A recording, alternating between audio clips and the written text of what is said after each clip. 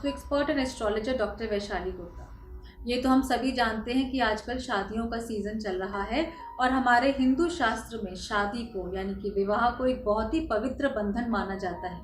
शादी के समय हम कोशिश करते हैं कि हिंदू शास्त्र के हिसाब से हम जहाँ तक हो सके या जिस भी रिलीजन से हम बिलोंग करते हैं, हम चाहते हैं कि उसके रिचुअल्स को हम कम्प्लीटली फॉलो करें।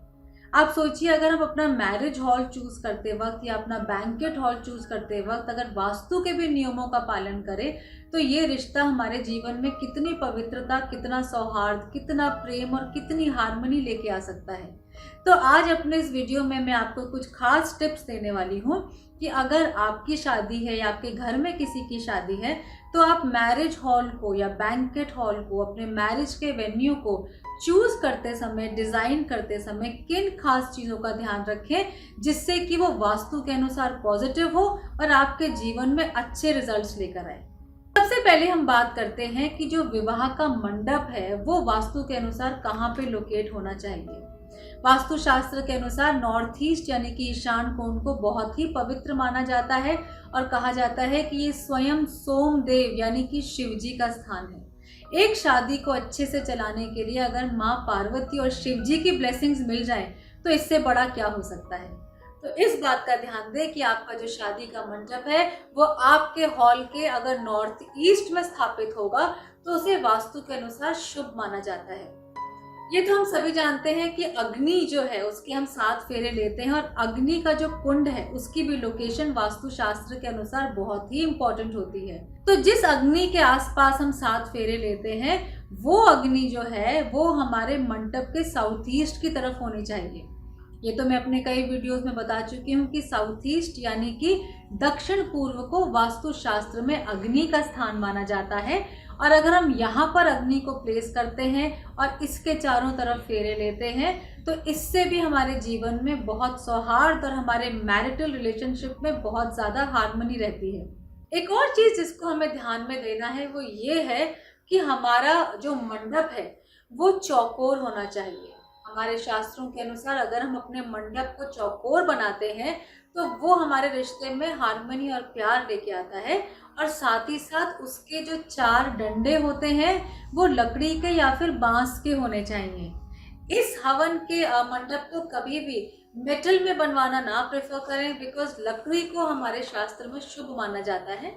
साथ ही साथ और ज़्यादा पवित्रता लाने के लिए आप इन बांस को या जो लकड़ी के खंभे हैं उनको फूलों से या फिर केलों के पत्तों से डेकोरेट कर सकते हैं क्योंकि केले को भी वास्तु शास्त्र में बहुत ही शुभ माना जाता है। अब हम बात करते हैं कि दूल्हा और दुल्हन जिस स्टेज पर बैठते हैं उस स्टेज की लोकेशन क्या होनी चाहिए। अगर हम वास्तु शास्त्र की माने तो दूल्हा और दुल्हन जिस स्टेज पर बैठते हैं उसकी लोकेशन वेस्ट या फिर साउथ वेस्ट की तरफ होनी चाहिए और स्टेज पे बैठते समय दूल्हा दुल्हन की जो अपनी फेसिंग है वो ईस्ट, नॉर्थ या नॉर्थ ईस्ट की होनी चाहिए। ऐसा करना भी वास्तु के अनुसार शुभ माना जाता है और अगर आप अपने बैंकेट हॉल में ये अचीव कर सके तो ये बहुत ही अच्छे रिजल्ट्स लेके आता है। जिस समय दूल्हा दुल्हन शादी के समय पूजा कर रहे होते हैं, फेरे से पहले जब वो पंडितों से मंत्र सुन रहे होते हैं तो इस बात का भी ध्यान रखें कि दूल्हा और दुल्हन की मंत्र सुनते समय और पूजा करते समय जो फेसिंग है वो प्रेफरेबली ईस्ट की होनी चाहिए। ईस्ट को वास्तुशास्त्र में इंद्र स्थान माना जाता है और ये रिश्तों में मिठास लेके आता है। साथ ही अगर हम ईस्ट की फेसिंग नहीं कर पाते हैं तो इस बात का ध्यान दें कि पूजा के समय दूल्हे और दुल्हन की जो फेसिंग है वो सामने नॉर्थ ईस्ट की तरफ भी हो सकती है। वास्तु शास्त्र के अनुसार अगर हम शादी की बात करते हैं तो खाने की जो प्लेसमेंट है वो भी बहुत इम्पोर्टेंट है। अपने खाने का जो अरेंजमेंट है वो आप ईस्ट की तरफ करें। इस बात का ध्यान दें कि आपके जितने विजिटर्स हैं वो खड़े होकर ना खाएं, आराम से बैठ कर खाएं। अगर आपने शादी के लिए कोई बड़ा सा लॉन बुक किया है या बड़ा सा गार्डन बुक किया है और आपने कुछ वहाँ पे केटरिंग के लिए हलवाइयों को जो है बुलाया है जो वहीं बैठ के खाना बना रहे हैं तो इस बात का ध्यान दें कि उन हलवाइयों की या कुक्स की जो लोकेशन है वो उस मैरिज वेन्यू में साउथ ईस्ट की तरफ होनी चाहिए। ऐसा करने से जो खाना है वो बहुत स्वादिष्ट बनता है और वास्तु के अनुसार वो खाना सही जोन में बनता है। आइए बात करते हैं शादी के एक बहुत ही इम्पॉर्टेंट मोमेंट की जो कि है लड़की की विदाई।